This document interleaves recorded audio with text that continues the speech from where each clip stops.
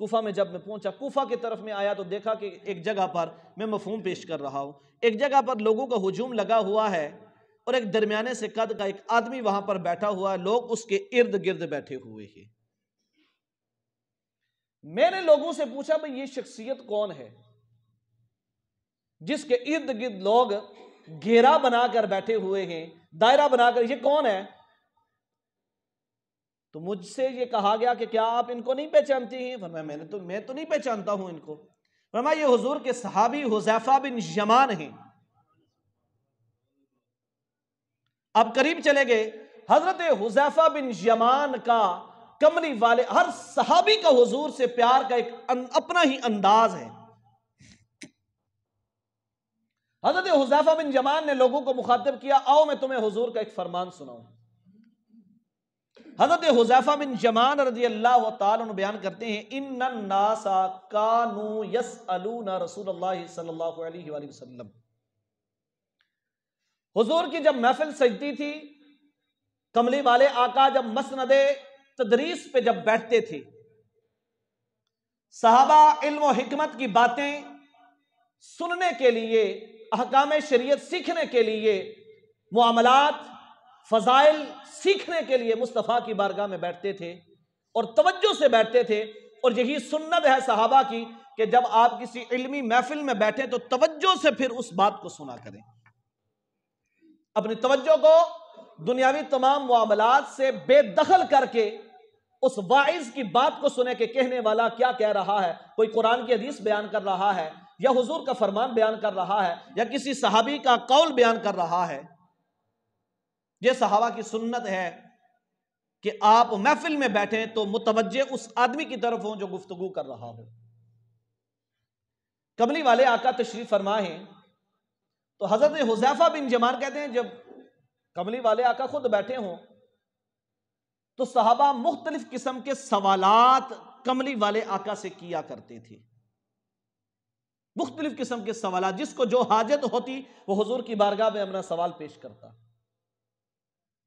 ان الناس کانوا یسألون رسول اللہ صلی اللہ علیہ وآلہ وسلم عن الخیر۔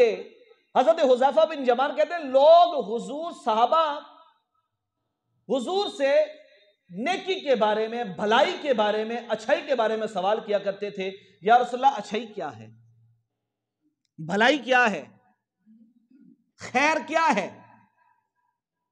لیکن آپ کہتے ہیں کہ میرا کچھ انداز اپنا تھا، وَكُنْتُ أَسْأَلُهُ عَنِ الشَّرِّ، اور میں حضور سے برائی کے بارے میں پوچھا کرتا تھا۔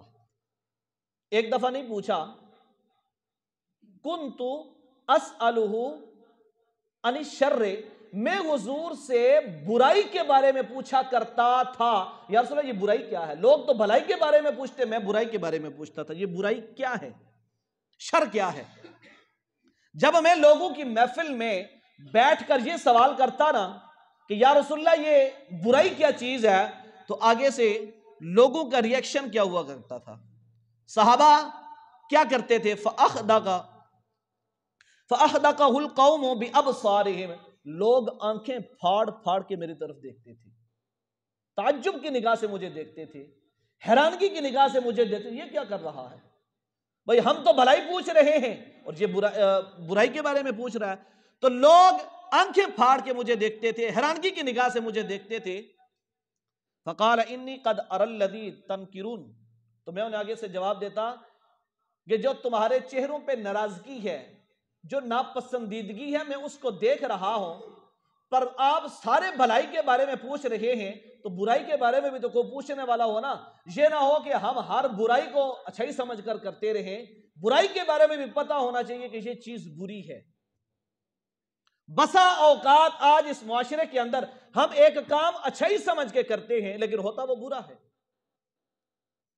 ہوتا وہ برا ہے لیکن ہم اسے اچھا سمجھ رہے ہوتے ہیں۔ لیس البر ان تولوا وجوہکم قبل المشرق والمغرب، بھلائی یہ نہیں ہے کہ آپ اپنا رخ قبلہ مشرق مغرب شمال جنوب کی طرف کر لیں، سر کو جھکا لیں، یہ بھلائی نہیں ہے۔ صرف بھلائی وہ ہے کہ جس کو حضور کا فرمان کہہ دے یہ اچھا ہے، اللہ کا قرآن کہہ دے یہ اچھا ہے، صحابہ کہہ دے یہ اچھا ہے، وہ اچھائی ہوتی ہے۔ جس کو میں اور آپ اچھائی کہیں وہ اچھائی نہیں ہوتی ہے۔ تو میں نے پوچھا یا رسول اللہ یہ برائی کیا چیز ہے؟ میں نے کہا قلت، میں نے کہا، اب حذیفہ بن یمان کہتے ہیں میں نے کہا یا رسول اللہ صلی اللہ علیہ وآلہ وسلم ایکون بعدہ شر کما کان قبلہ ارأیت ھذا الخیر الذی اعطانا اللہ ایکون بعدہ شر کما کان قبلہ۔ یا رسول اللہ جو ہدایت اللہ نے ہم کو عطا کی ہے، جو بھلائی ہمیں ہمارے رب نے دی ہے، اس بھلائی کے بعد کیا دوبارہ برائی پلٹ کر آئے گی جس طرح لوگ پہلے برائی کے دور میں تھے؟ جیسے پہلے زمانہ جاہلیت تھا، لوگ جہالت کی زندگی گزارتے تھے، جاہل تھے، اپنی من مانی کے مطابق زندگی گزارتے تھے، ایسا دور پلٹ کر آئے گا؟ قال نعم، حضور نے فرمایا جی ہاں آئے گا۔ حضور نے فرمایا نعم آئے گا۔ قلت فما العصمۃ من ذالک، یا رسول اللہ پھر اس سے کیسے بچا جائے گا؟ اگر جہالت کا دور آ گیا تو ہم اس سے کیسے بچیں؟ تو میرے اور آپ کے کریم آقا نے فرمایا السیف، تلوار کے ذریعے۔ پھر تلوار کا دور ہوگا، اعلان جہاد ہوگا، برائی کے خلاف جہاد کیا جائے گا، علم جہاد بلند ہوگا، اور اس علم برائی کے خلاف علم جہاد بلند کرنے کی ابتدا مولا کائنات حضرت علی المرتضیٰ شیر خدا کے شیر بیٹے امام حسین نے اپنے کربلا کے میدان سے شروع کر دی۔